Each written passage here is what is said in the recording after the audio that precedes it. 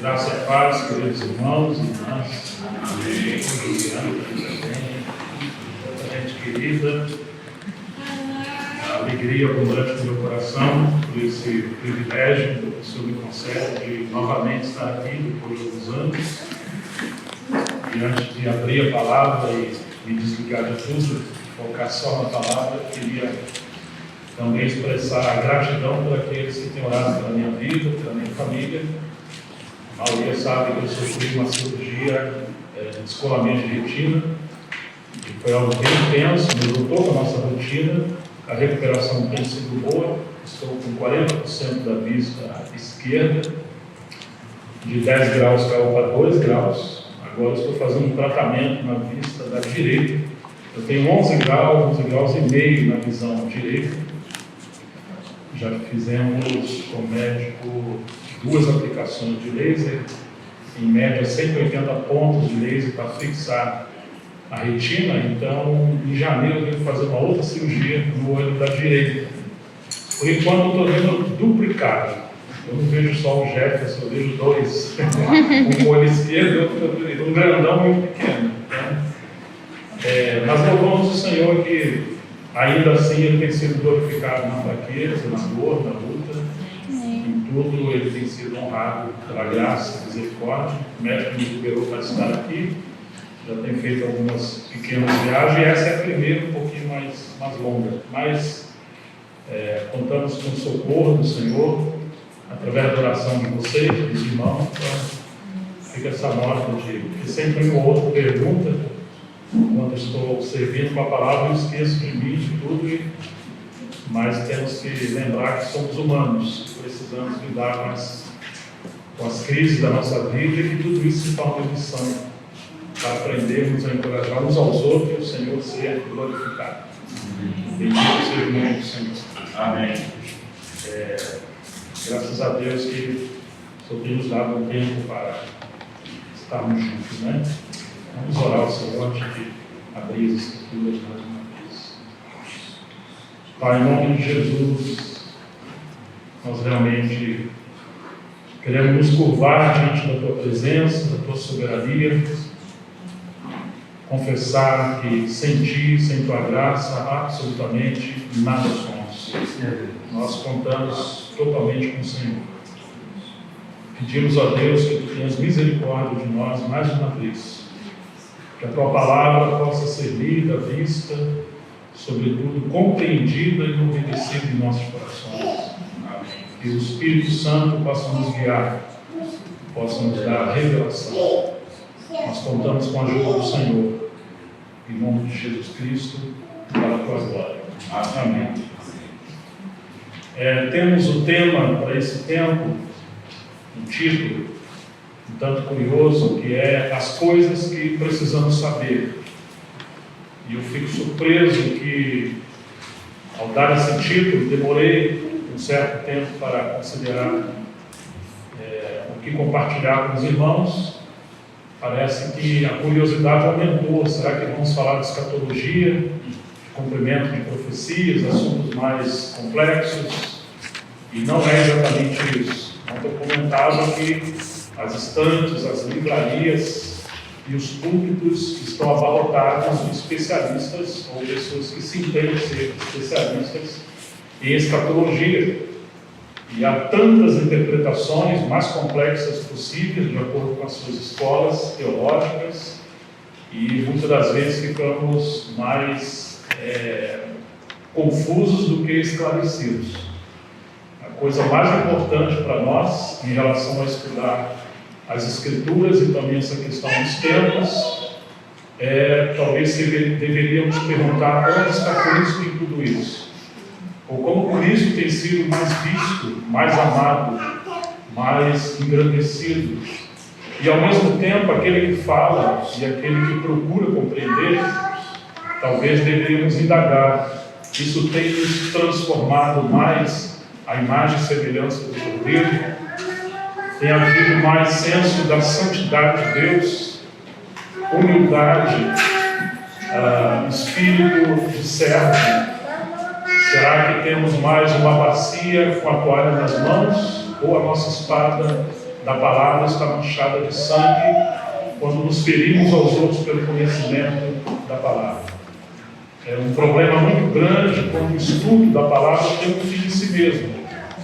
É um problema muito grande quando temos mais convicção, mais certeza do que perguntas e dúvidas. As dúvidas e as perguntas nos levam a reconhecer que nós não somos a cabeça, nós somos pequenos servos que estamos sempre aprendendo. Do ponto de vista do Novo Testamento, existe uma diferença muito grande entre conhecer e, de fato, saber ou ter revelação. É que o conhecimento, ele é uma transmissão de mente para mente.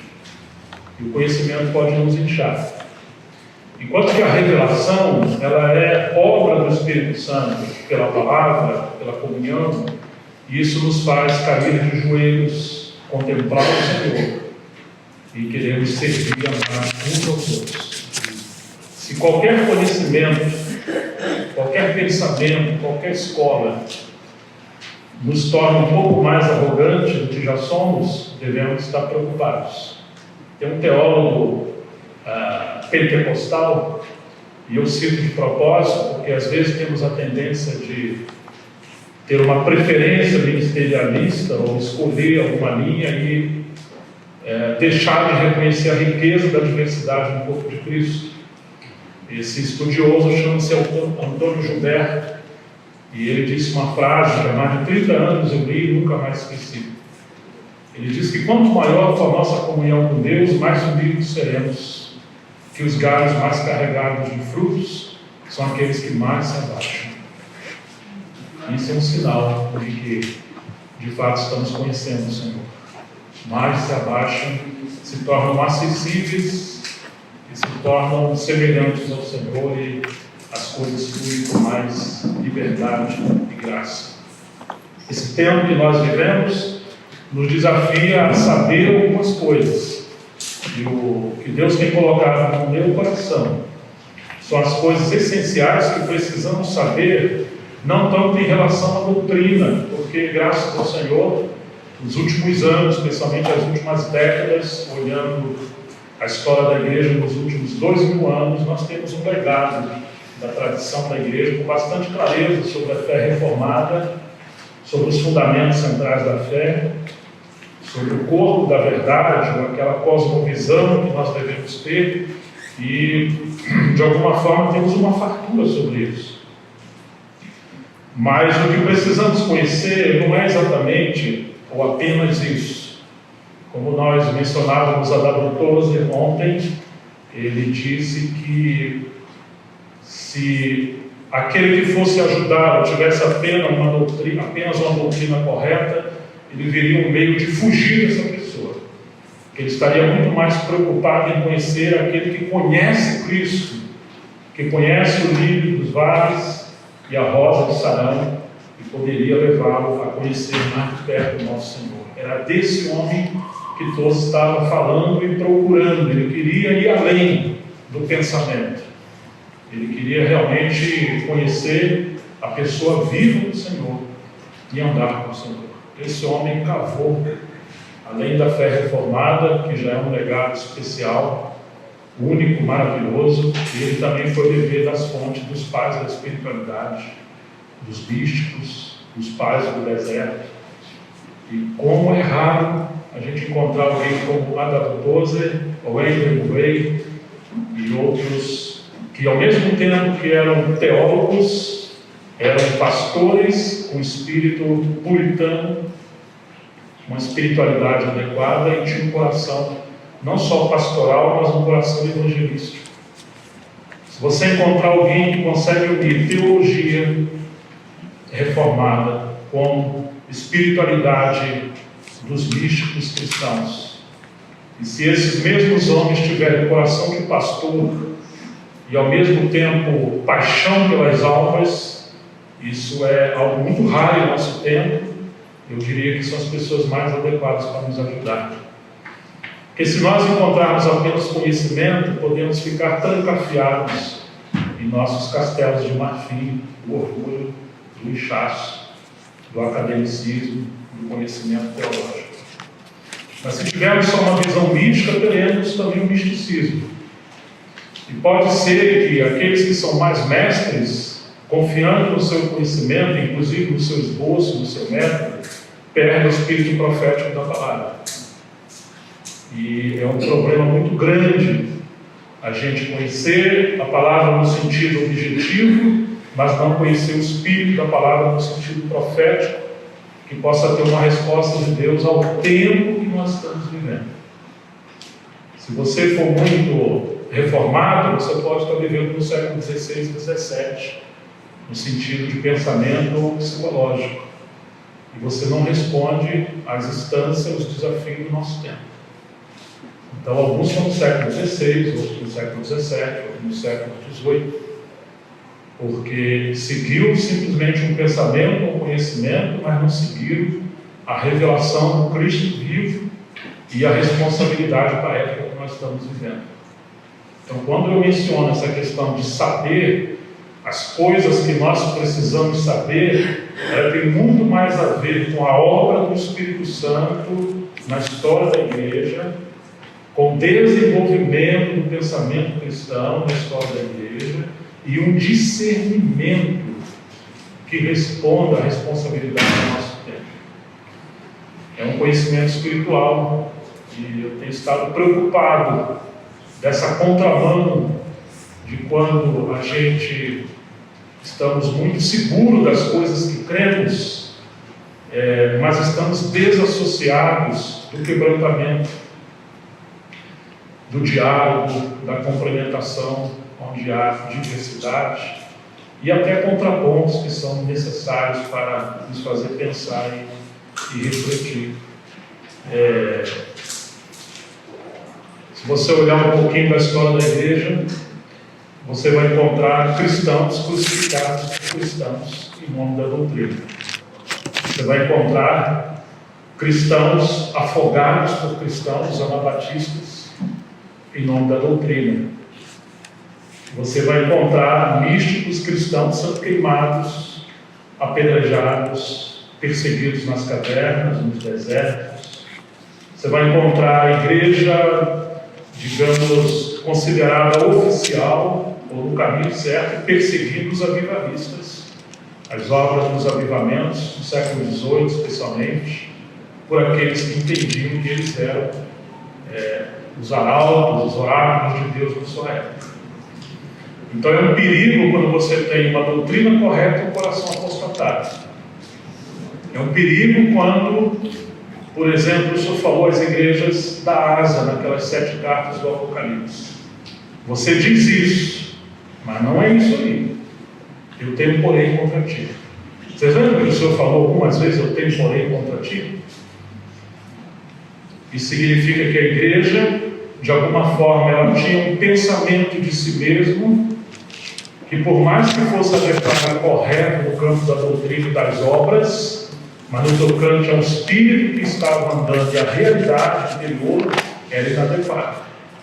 Que a forma que vive estava morta. A outra achava que não tinha necessidade de coisa alguma, mas era cega, nu, miserável, precisava de colírio dos céus para ver, veste branca para se cobrir, porque a nudez estava aparecendo para todo mundo, menos para si. Era uma pobre, era miserável, era cega. Então é nesse sentido de saber, às vezes nós não sabemos que estamos assim. Isso pode ser uma obsessão espiritual. Nós precisamos dialogar sobre essas coisas, porque essas coisas podem nos provocar. E o meu desafio é exatamente esse, ele é mais provocativo, ele é mais no sentido de crítica, mais no sentido de nos levar a refletir. Às vezes nós temos muito mais facilidade de sermos destruídos pelo elogio do que sermos salvos pelas críticas.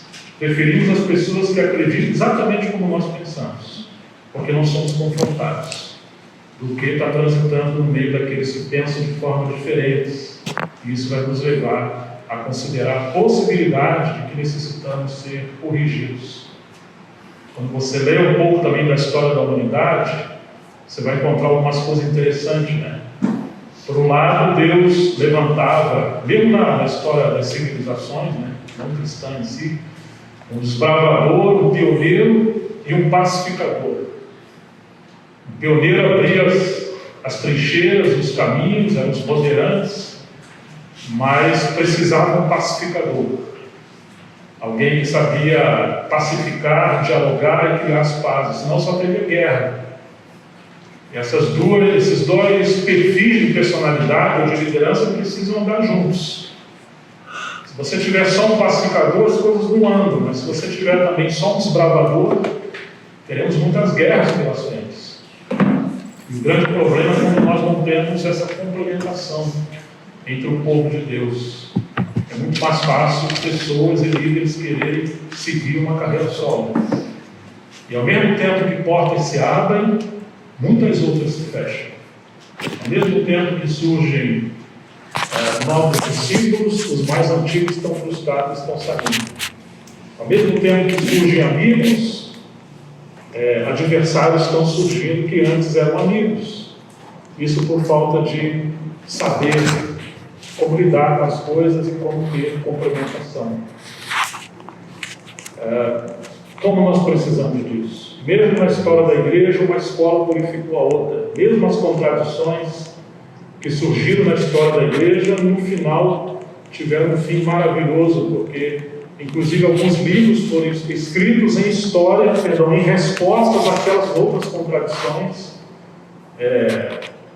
em outros contrapontos que surgiram, que precisava haver uma retórica, uma crítica, uma defesa, apurações, acariações, e como uma flor ia abrindo, botão após botão, e hoje nós temos, olhando para trás, uma riqueza do pensamento cristão.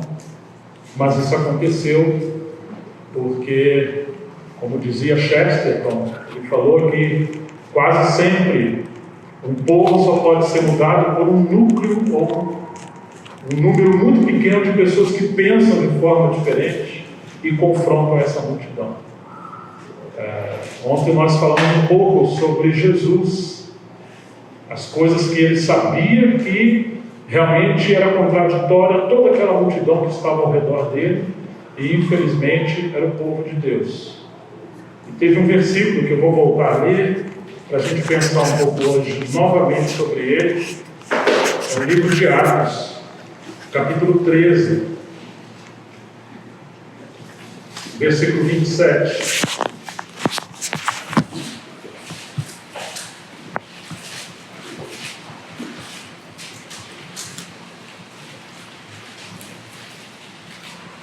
Que nos diz assim, Atos 13, 27. Pois os moradores e as autoridades de Jerusalém, não conhecendo Jesus, nem as palavras dos profetas, que são lidas todos os sábados, cumpriram as profecias quando condenaram Jesus.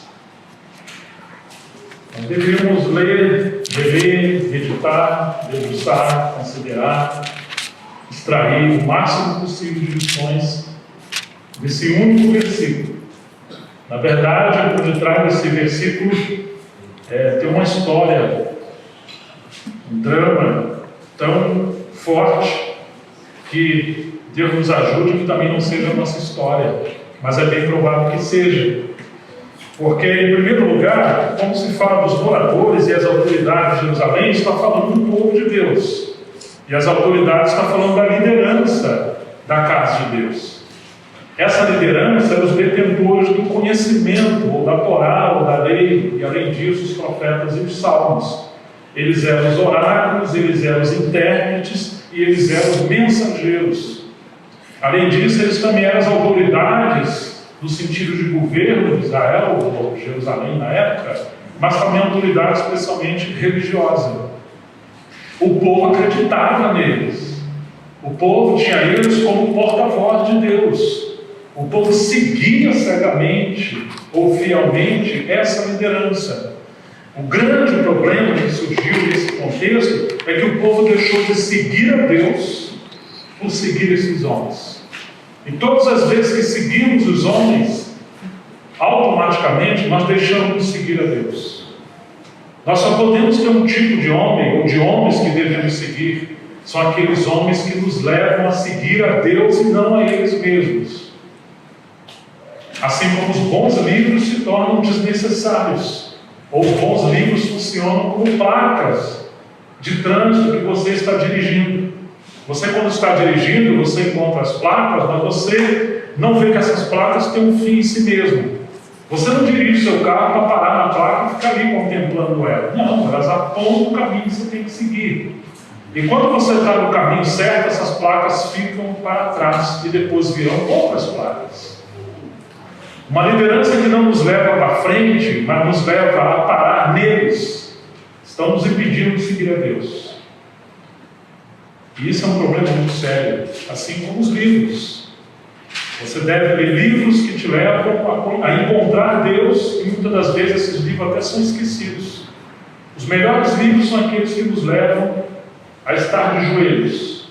Os melhores livros são aqueles que nos levam a pensar, a refletir e a compreender a Deus na sua palavra por nós mesmos, e não ficarmos dependentes dessas bengalas. Os melhores ensinadores, os mestres entre nós, deveriam ser aqueles que nos levam a pensar por nós mesmos, no lugar de ficar dependendo deles. Ou seja, os verdadeiros professores são aqueles que aprendem a ensinar os seus alunos a como ensinar e pensar e ter senso crítico para decidir pela verdade. Jesus trabalhou do ponto de vista que ia sair de cena, e ele saiu. Por isso que ele permitiu e provocou os seus discípulos a fazer tantas coisas, mesmo que eles iam errar, mas ele não controlou essas pessoas. Esse texto está dizendo para nós que os moradores e as autoridades de Jerusalém, não conhecendo Jesus nem as palavras dos profetas, que são lidas todos os sábados. Pode ser que nós estamos lendo também todos os domingos, ou algumas vezes na semana, não conhecemos Jesus. Pode ser que estamos lendo as palavras dos profetas sem conhecer o espírito da palavra, o espírito da profecia. Vocês se lembram que ontem, comentando de Nicodemos, no capítulo 3 do Evangelho de João, que horas ele veio ter com Jesus? À noite. Isso é tão simbólico, porque, embora sendo um líder, embora sendo um mestre, ele tinha medo de perder a glória dos homens, como diz o livro de João. Muitos creram em Jesus, mas não o confessaram, porque tinham medo de perder as suas vantagens com o povo. E eles preferiram a glória dos homens do que a glória de Deus. Nicodemos foi ter com Jesus à noite. E ao começar a elogiar, Jesus foi direto ao ponto. Olha, é necessário você nascer de novo, porque se você não nascer de novo, você não vai ver o reino de Deus. E ele não entende o que Jesus está falando. E Jesus fala, olha, é necessário você nascer da água e do Espírito para você entrar no reino de Deus. Não é apenas ver, é entrar. A menos que a pessoa nasça de novo, ela está fora do reino de Deus, apesar de ser um mestre, um teólogo, um líder. É possível que muitas de vida, ou se serem líderes que apenas nos transmitem conhecimento. Para minha surpresa, tem lidado com pessoas e com autores que realmente não têm o Espírito Santo, embora sejam teólogos, bons pensadores. Alguns, inclusive, na Europa e em outros lugares, são ateus, mas são professores de teologia. Alguns são teólogos e são crentes, mas têm uma teologia liberal. São deístas e tantas outras coisas. Estão alargando o caminho, estão misturando as coisas, são universalistas, no futuro todo mundo será salvo. A libertinagem tem crescido, a cultura desse tempo tão complexo que nós estamos vivendo tem crescido dentro da igreja. O Senhor falou para Nicodemos, as coisas começam com o Espírito Santo. Apesar do seu pensamento, apesar da sua liderança, apesar da sua reputação, apesar de todo o seu legado, você está fora. E o que você está fazendo hoje, ela já não serve mais para o tempo que você está vivendo. Mudou a época, mudou o espírito, mudou a geração. e você tem que nascer de novo. Ele não entende. E Jesus diz: olha, nós falamos o que sabemos, e disso nós testemunhamos. Então Jesus falava que sabia por revelação, e esse era o seu ministério. E ele treinou os seus discípulos assim. E ele acrescenta que o vento sopra onde quer, vai para onde quer, mas você, apesar de ouvir a sua voz, o seu barulho, você não sabe de onde ele vem e nem para onde ele vai. Assim também são todos aqueles que são nascidos do Espírito. Todos nós lembramos disso, não é verdade? Ou seja, meus amigos, meus irmãos e irmãs, se não é o poder do Espírito Santo habitando em você e em mim, se não é a direção do Espírito Santo nos livrando de uma vida sistemática, uma vida toda organizada, uma vida já, digamos, rotulada, onde você já sabe o esquema que já vem há tantos anos, pode ser que nós não estamos debaixo do ministério do Espírito Santo, mas que nós mesmos estamos controlando as coisas. E é possível que, se o Espírito Santo sair da igreja hoje, muitos não sequer vão perceber que as coisas vão continuar do jeito que já são.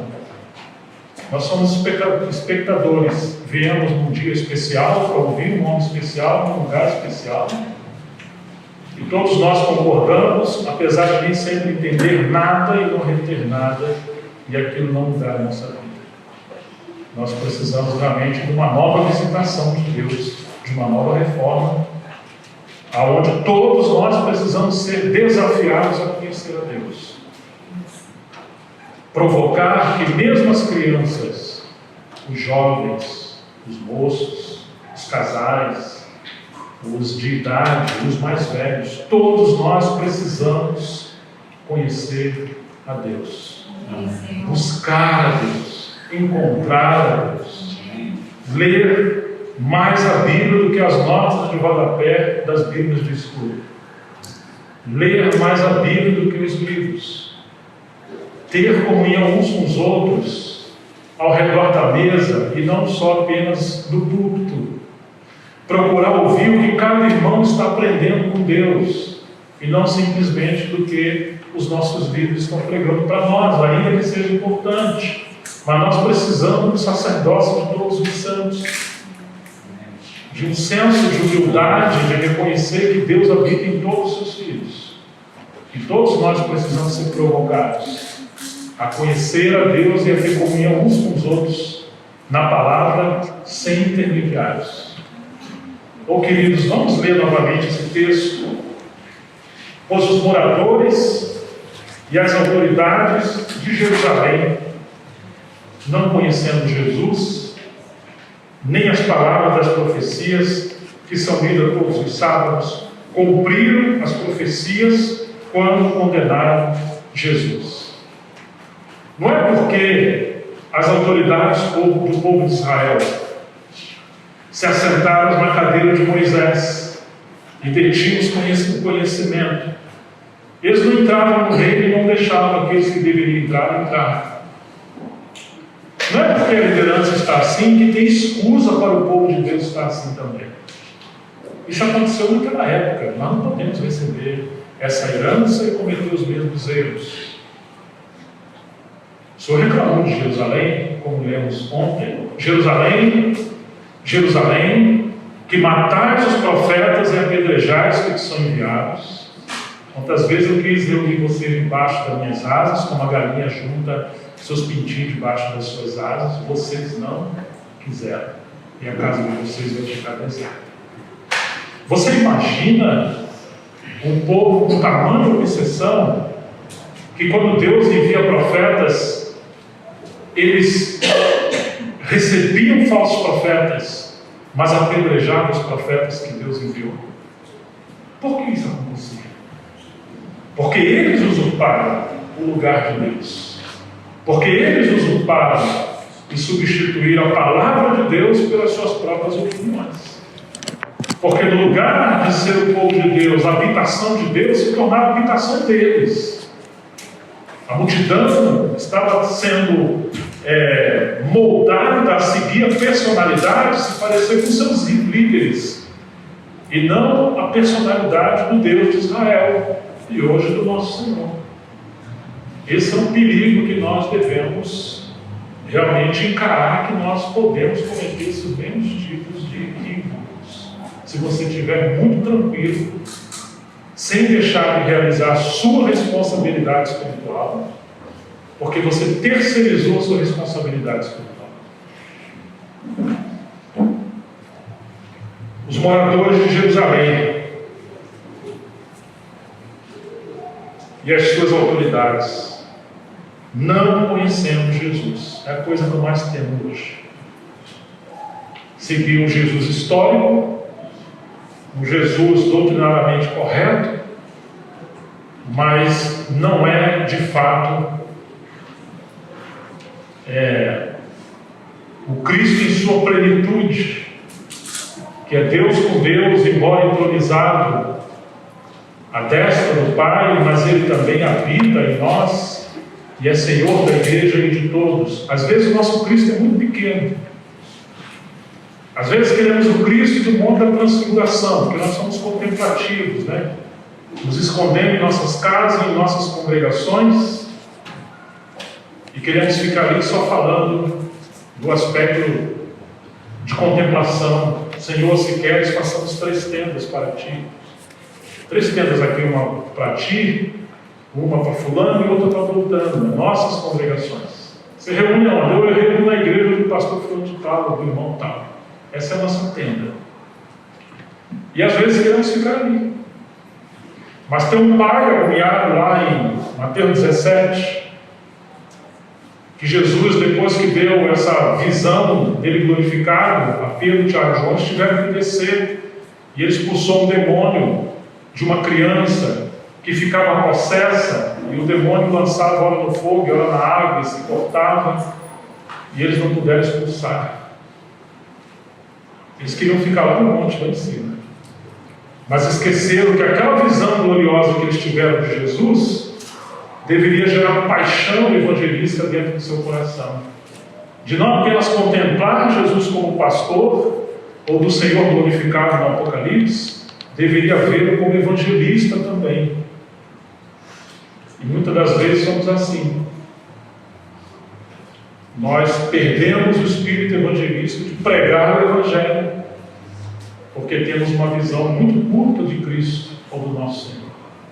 Gostamos dele em Betânia, mas ele foi em Cafarnaum. Ele foi visitar aquele gadareno.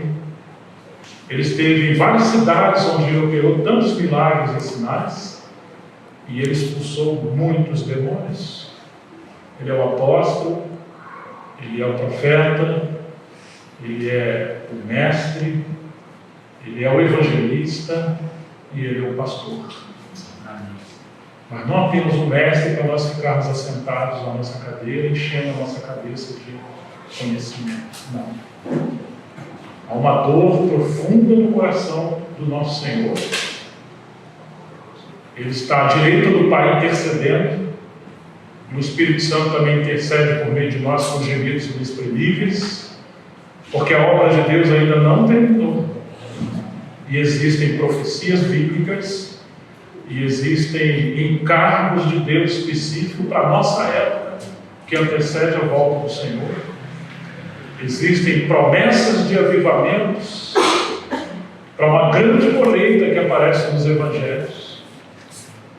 E Deus precisa de um povo preparado, cheio de fé, mais fé de que Deus é poderoso para visitar a nossa geração e provocar avivamentos, como provocou nos séculos passados, do que um povo incrédulo que está esperando um rápido secreto de um povo amedrontado, com medo de qualquer outra coisa. E por isso tem uma visão curta e atrofia a soberania de Deus, como se pudesse controlar, botar numa caixinha. E a gente tem mais fé na desgraça do que no Deus poderoso que pode revolucionar a nossa história, o nosso tempo. Às vezes acreditamos mais na tragédia do que no poder extraordinário de Deus. Nós precisamos muito mais de profetas nesses dias para provocar-nos a pensar e encher o nosso coração de fogo e de paixão de Deus por sua palavra. Amém. E não ter medo do desconhecido, mas ter medo de viver na cegueira. E que aquilo que é desconhecido para nós nos leva a buscar o conhecimento de Deus para interpretar as coisas e ter uma resposta diante do tempo que a gente está vivendo. Eu fiquei impressionado sobre essa questão, que muitas pessoas, em relação às eleições que tivemos agora, que um percentual muito grande acredita que houve uma discrepância em relação ao voto a Bolsonaro porque o Nordeste votou em Lula. Mas um crítico, um cientista político, alguém dos bastidores que nem sequer quis revelar o seu nome, cristão, ele apresentou algo que talvez muitos não tinham pensado. Olha, também aconteceu de que aqueles pais, na média de 45, 50 anos para cima, que estão trabalhando, pagando as faculdades dos seus filhos, seus estudos, etc., etc., eles não perceberam que, embora muitos de vocês estão na igreja com seus filhos, ou pelo menos tem uma tradição, uma cultura moral correta e cristã, são os conservadores, na verdade seus filhos votaram. Não em Bolsonaro, mas em Lula. Ele está dizendo que está certo ou está errado. E nem eu sequer estou aqui falando isso. Mas ele descobriu que muitos da geração dos cristãos, embora tenham uma confissão cristã e ideologia que são comunistas ou tenham uma cultura marxista nos seus pensamentos. Seus pais devem ser os seus mantenedores. É obrigação dos pais cuidar dos seus filhos até os seus 30 ou 40 anos, que eles vão ficar em casa e não querem trabalhar. E, infelizmente, dependendo da faculdade que você tiver, você já sai dali como militante comunista, sem você se dar conta, mas culturalmente no pensamento. Alguém falou para mim, já, o comunismo não existe mais, morreu em 1968 com a morte de fulano e tal. Olha, interessante isso, né? Eu diria que a estratégia de guerra ou a militância mudou. Mas a educação das nossas crianças numa escola pública ou numa universidade federal, você vai encontrar que as pessoas já saem dali com o seu pensamento totalmente anticristão. O pensamento da cultura judaica cristã. A estratégia de guerra mudou. Quando você olha para a Europa antiga, os grandes reformadores, os pensamentos, os profetas de Deus, que outrora incendiaram todos aqueles países, e agora você encontra um cristianismo secularizado, pós-cristão, humanista em todos aqueles países, e você vai encontrar que o trabalho foi feito nessas gerações.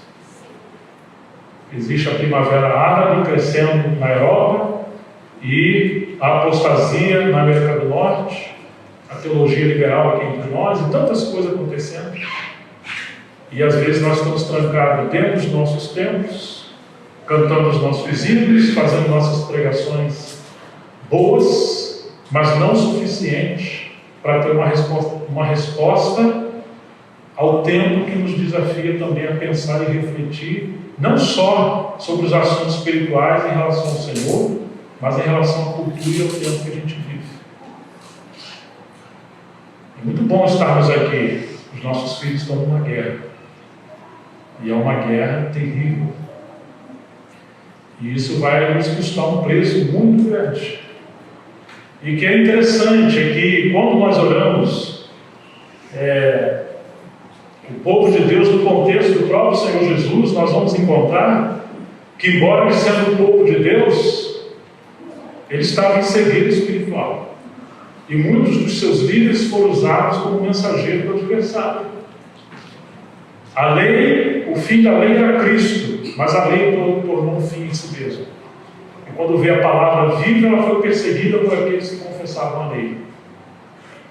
Moisés era um tipo de Cristo, mas quando Cristo, o Messias, veio, ele foi perseguido por aqueles que esperavam o Messias. E aqueles que cuidavam do templo como a casa de Deus, quando chegou o tempo deles ser transformarem na casa de Deus, por habitarem no templo verdadeiro que era Cristo, ou receber o Cristo vivo, eles perseguiram a verdadeira casa de Deus, que é o Senhor, e no ano 70 o templo teve que ser destruído. porque aquilo se tornou uma fixação. Então, se nós não soubermos o tempo que nós estamos vivendo, os desafios do nosso tempo, o espírito do nosso tempo, o espírito da nossa época, nós também poderemos cometer os mesmos equívocos. Paulo assolava a igreja, perseguindo a igreja pelas casas, arrastando homens e mulheres. Quando você lê as cartas dele a Timóteo, você vai encontrar que ele acreditava que estava servindo a Deus, arrastando homens e mulheres, os levando a blasfemar e ajudando a matar. Mas ele diz: Deus me encontrou fiel e me pôs no ministério. Como que Deus achou Paulo fiel e colocou ele no ministério? Quando ele ajudava a matar e perseguir os cristãos, porque ele fazia aquilo de todo o seu coração, sinceramente, porém errado. Não é suficiente eu e você sermos apenas sinceros. Em nome da sinceridade podemos cometer terríveis tragédias. É importante que a nossa sinceridade esteja alinhada à verdade, e a verdade plena, e não apenas a verdade ou parte da verdade que nós gostamos dela. E é mais importante ainda que a verdade domine o nosso comportamento, a nossa vida, a nossa posição como cristão e como igreja. Uma das tragédias do nosso tempo é que nós vamos até a Bíblia como a verdade, extraímos aqueles pontos que gostamos e desprezamos o resto. E achamos que esse ponto é a verdade no seu todo, e não é verdade. Uma heresia não é simplesmente uma mentira. Uma heresia é uma parte da verdade pregada como se fosse toda a verdade. E nós giramos a nossa vida em torno dessa pouca verdade em detrimento de toda a verdade. E criamos uma escola. Isso é uma heresia. Quando o ponto da verdade se torna uma escola de pensamento em detrimento de toda a verdade, isso é uma heresia, e isso vai gerar uma seita sectária em torno desse ponto da verdade. Que tempo difícil que nós estamos, onde os homens se acham que são maiores do que a verdade. Os homens acham que podem manipular a Bíblia, porque eles se acham maiores do que a Bíblia. Mas, na verdade, todo homem da palavra, ele entende que não é ele que usa a palavra, é a palavra que usa ele. Ele é apenas um instrumento da palavra. Ele pensa na palavra, mas é a palavra que lê a ele, não apenas ele que lê a palavra. Ele fala da verdade, mas, na verdade, é a verdade que fala por meio dele, quando ele é governado por ela. Paulo encomendou à igreja em Éfeso a graça de Deus e a verdade, ou a palavra. Precisamos ver que a palavra é viva, a palavra é uma pessoa, a palavra é o pensamento de Deus, a palavra ela interpreta a si mesma, a palavra é inerrante, a palavra ela fala ao tempo. A palavra responde às nossas indagações.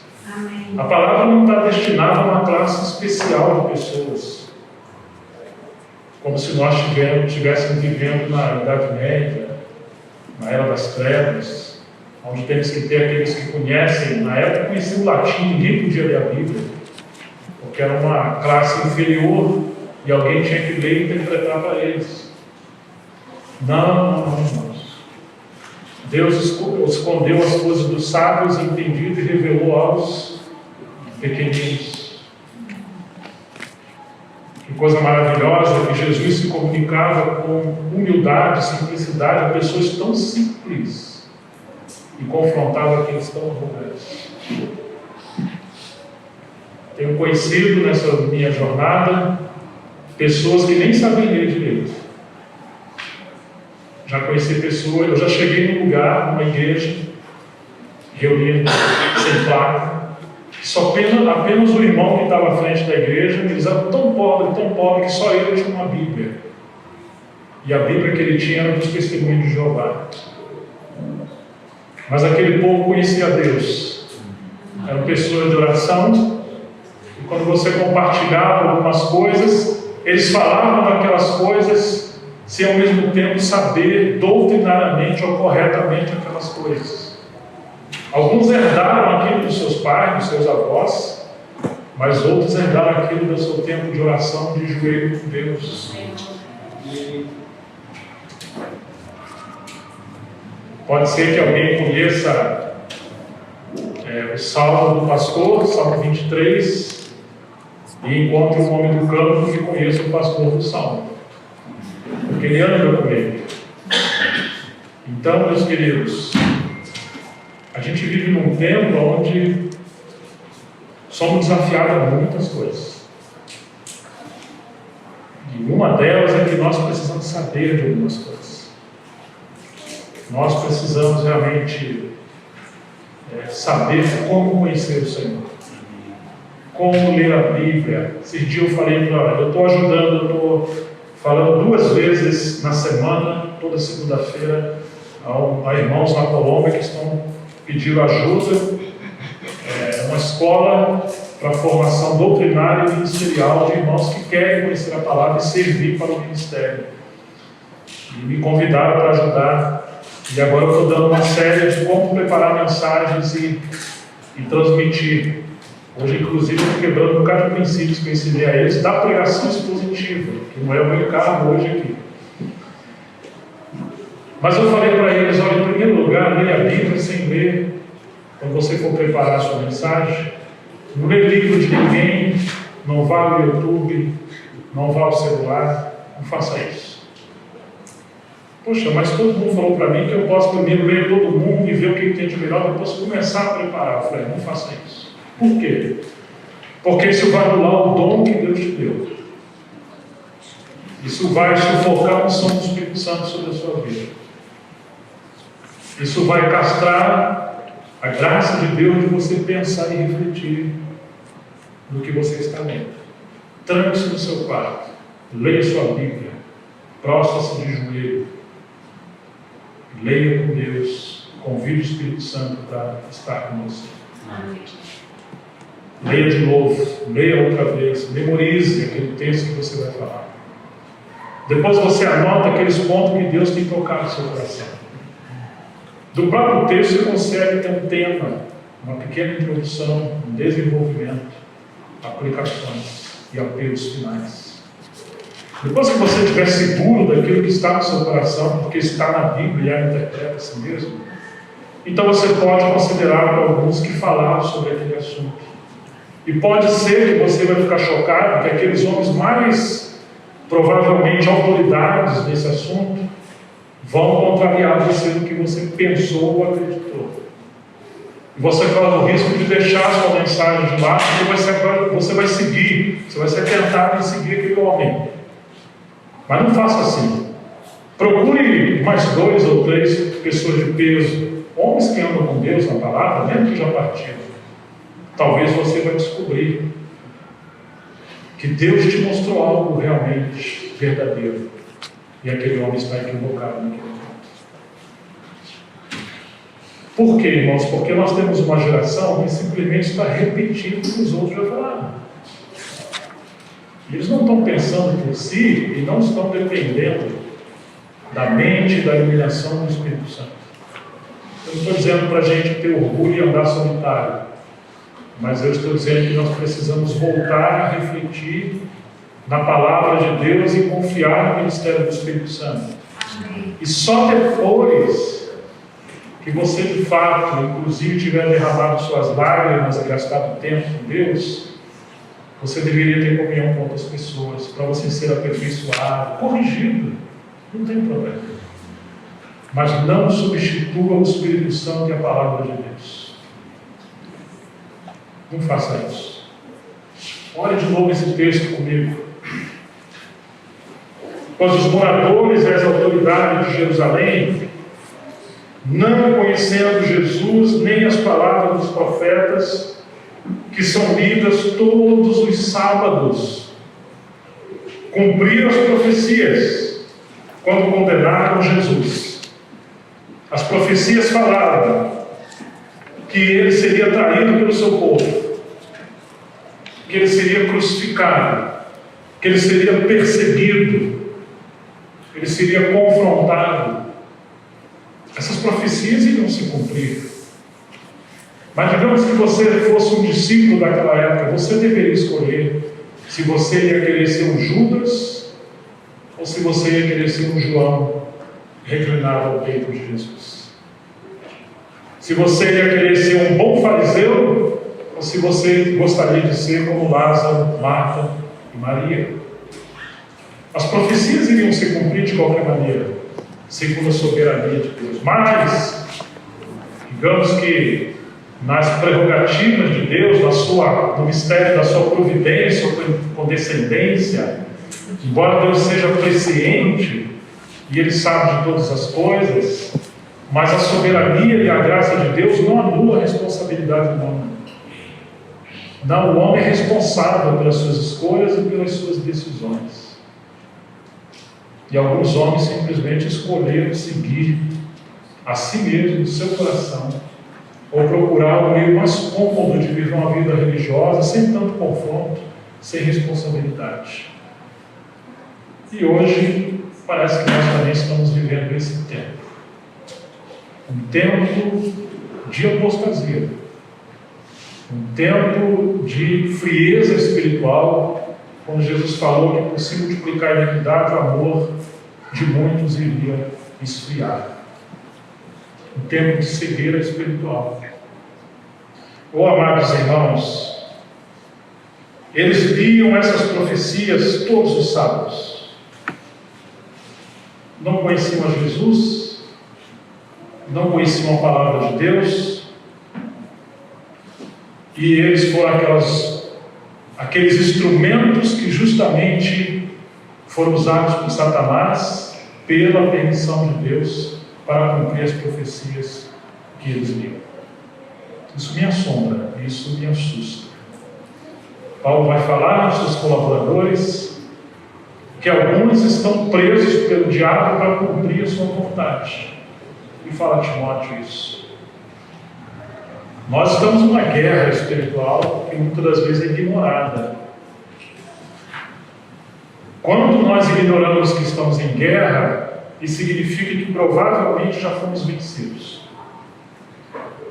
E eu ouso dizer, espero que eu esteja errado, que o nível mais eficaz do inimigo na guerra é quando aqueles que deveriam ser os seus oponentes, eles se tornam cegos e ignoram a guerra.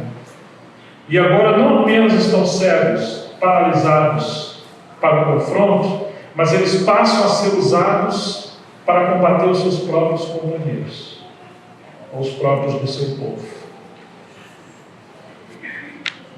Ou seja, que estratégia maligna, sutil, quando o inimigo consegue levar aqueles do povo de Deus que têm dons, mas usa os seus dons na direção errada. Usa os seus dons para cegar o povo de Deus. Usa os seus dons para nos levar à paralisação. Usa os seus dons não para nos impulsionar a ir adiante, mas para continuarmos ali passivos até uma certa medida. Ou usa os seus dons para nos dividir, ou usa os seus dons para sempre causar intriga, desconfiança. Já aconteceu com vocês, às vezes, de sentarmos para tratar assuntos tão simples e surge uma confusão, uma polêmica, e a gente tem encontrado, às vezes, as esposas daqueles presbíteros, ou obreiros, ou irmãos que servem, quando sabem que vai ter dia, que vai ter reunião de liderança, aquelas mulheres ficam apreensivas. Meu Deus, porque depois quando seus homens, seus maridos chegam em casa, os pais, eles chegam transtornados. Eles perdem o sono, chegam meio sem sono, com insônia, embrutecidos. O que aconteceu? Não posso falar. Mas parece que eles vieram de uma guerra. E realmente é dessa guerra que eu estou falando. Nós estamos numa guerra, a mente e a alma é um campo de batalha. E os líderes são também os seus alvos. Você vai encontrar naquele período, depois de Moisés, no tempo de Josué, quando eles entraram em Canaã, lá em Hebrom haviam 3 grandes gigantes. Eles vieram vencendo várias cidades, mas quando chegaram em Hebron, você vai encontrar os 3 filhos de Anak, os 3 gigantes, Caleb, Cris e Caleb. Os nomes deles no hebraico são estranhos, mas não são pavorosos. Um significa sulco, que é onde se coloca o alimento que você deve colocar ali para quem trabalhou com milho na lavoura, sabe disso. O outro significa alvejante, reluzente, algo como santidade, mas é falso. Uma espiritualidade que é falsa. Você vai encontrar que aqueles nomes dos gigantes, eles não são terríveis e assustadores, mas representam as piores potestades que podem atacar o povo de Deus. Parece que tem demônios para todo tipo de estatura. Nós às vezes estamos preocupados com aquelas pessoas possessas que caem no chão espumando e tremendo, e hoje muitos cristãos têm medo de demônios. Mas esses são os demônios mais fracos, você não tem que ter medo dele. Você vai encontrar um nível que você tem que ter mais medo. Não no sentido de medo, deixa eu corrigir. Você tem que ter mais cuidado. Paulo vai falar a Timóteo que viriam tempos difíceis e trabalhosos, que seriam os últimos tempos.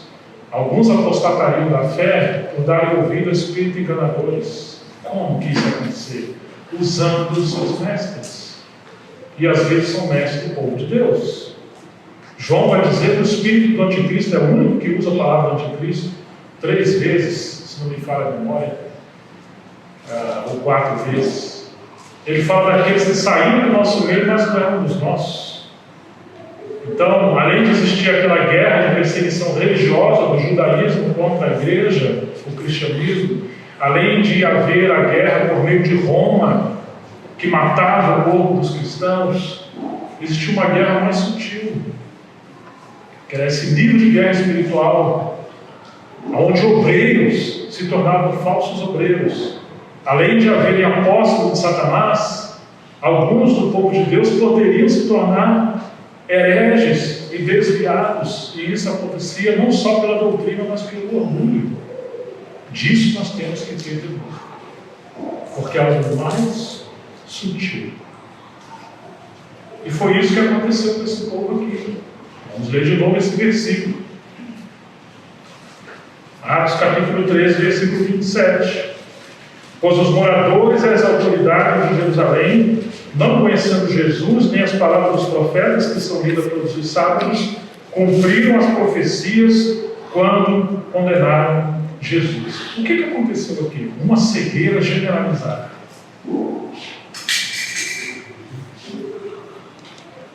E agora você vai encontrar que quando Saulo é derrubado no caminho de Damasco,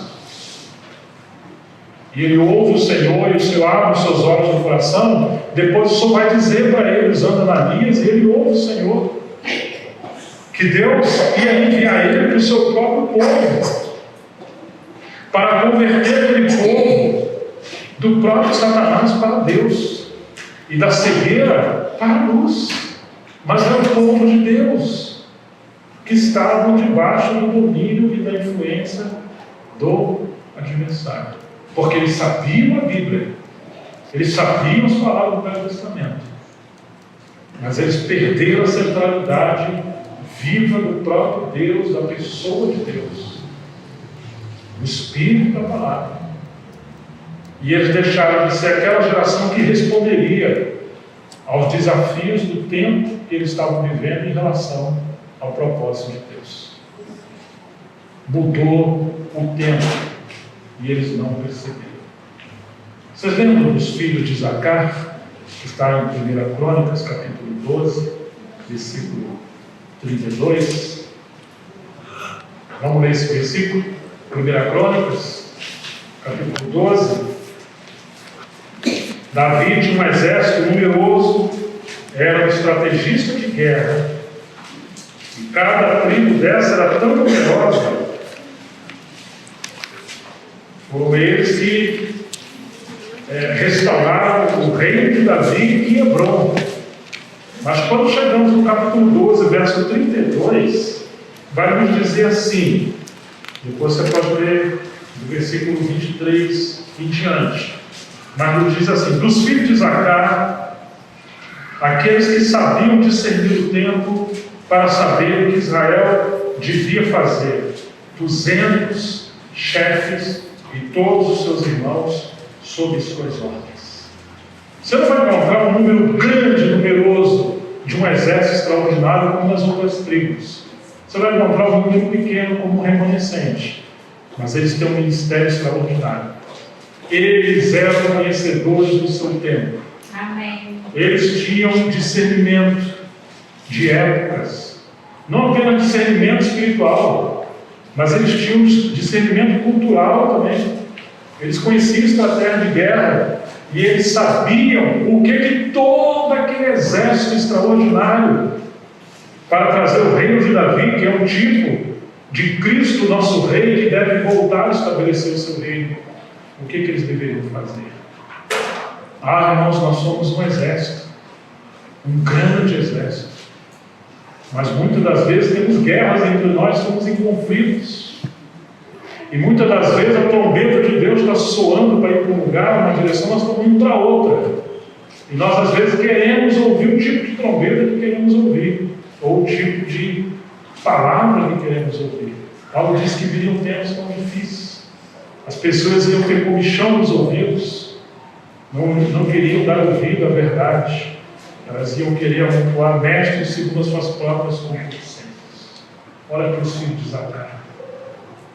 Você vai encontrar Paulo falando como se fosse um filho de Zacar, e ele agora vai falar os filhos de Zacar na igreja, em Romanos capítulo 13.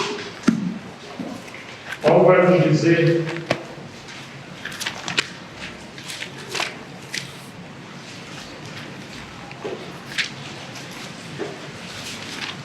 Romanos capítulo 13, versículo 11.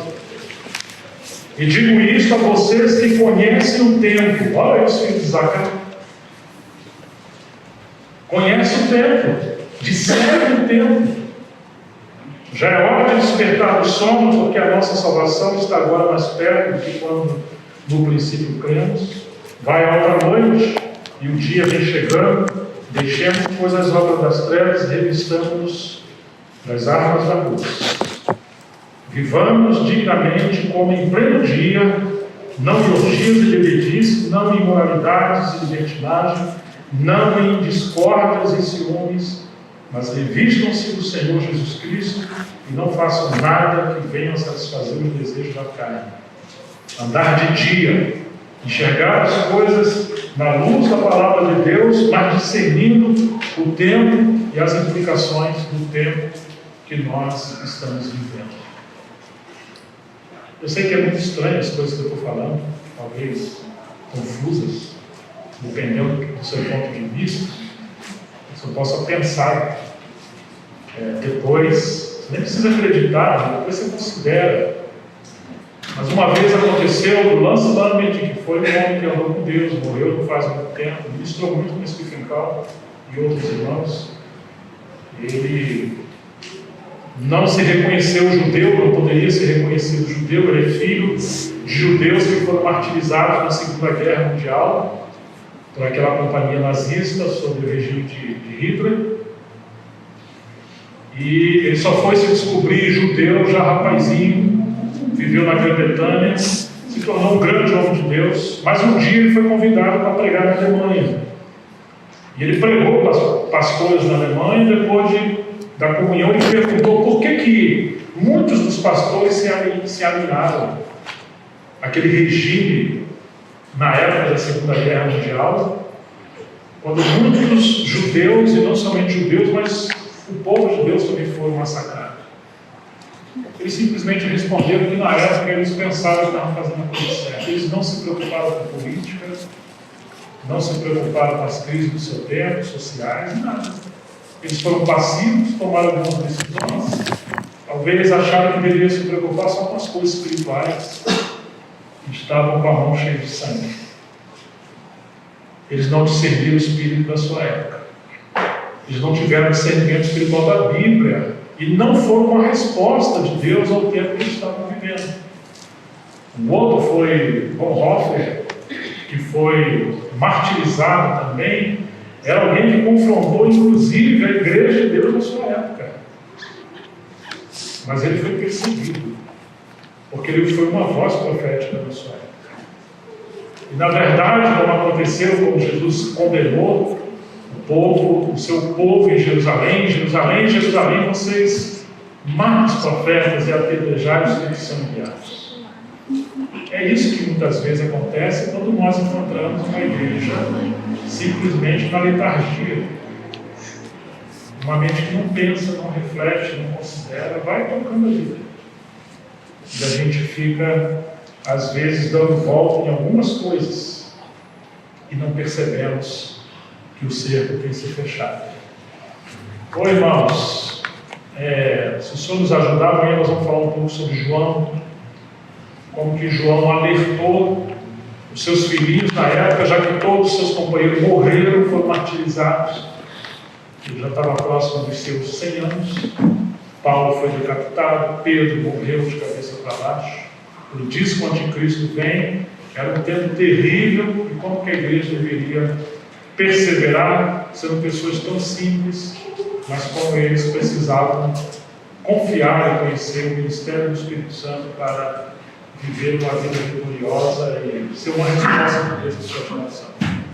Eu queria ler mais uma vez esse versículo para nós encerrarmos Atos. Quem lembra qual é o versículo? Qual é o capítulo? Capítulo 13, versículo 27. Que nos diz assim: pois os moradores e as autoridades de Jerusalém não conheceram Jesus, nem as palavras dos profetas que são lidas todos os sábados. Cumpriram as profecias quando condenaram Jesus. Jesus também falou para os seus discípulos: vem a hora em que vão inclusive matar vocês, e eles vão acreditar que estão prestando culto a Deus. Isso aconteceu com o povo de Deus. Que o Senhor nos leve realmente a buscar Ele com mais intensidade, a ler a Sua palavra, a ter comunhão, e ter os olhos abertos para compreender o que o Senhor está fazendo no nosso tempo e como nós podemos contribuir com o Senhor. Amém. Não tenha medo da diversidade, não tenha medo daquilo que nós perdemos o controle, não tenha medo das diferenças. Nós não encontramos na Bíblia uma unidade uniformizada. O que nós encontramos é uma unidade com diversidade de dons, ministérios, serviços. Inclusive, Paulo fala da multiforme sabedoria de Deus. Pedro vai falar da multiforme graça de Deus. Paulo vai falar dos muitos dons e ministérios. Tudo isso, obviamente, plantado na verdade, fruto da verdade, em torno de Cristo, mas para enriquecer e complementar a igreja, corrigir a igreja e enriquecer. Nós precisamos disso. Precisamos de mais ministérios, de pessoas que têm uma contribuição diferente, para nos ajudar a ver as coisas de perspectivas e ângulos diferentes que estão na Bíblia, que nos desafiam o nosso tempo, mas que nós precisamos também acordar para essas coisas. Que Deus nos ajude. Amém. Vamos orar, Senhor. Pai, em nome de Jesus Cristo, nós temos procurado nos assentar aos teus pés para podermos pensar na tua palavra, pensar no nosso tempo e procurar saber as coisas que o Senhor quer nos ensinar, sobretudo realidades espirituais, percepção espiritual, discernimento. Como nós precisamos de Ti, que somos livres de ser como essa multidão que seguiu de forma cega as coisas que se acostumaram, mas não seguiram o Espírito da palavra ao tempo que estávamos vivendo.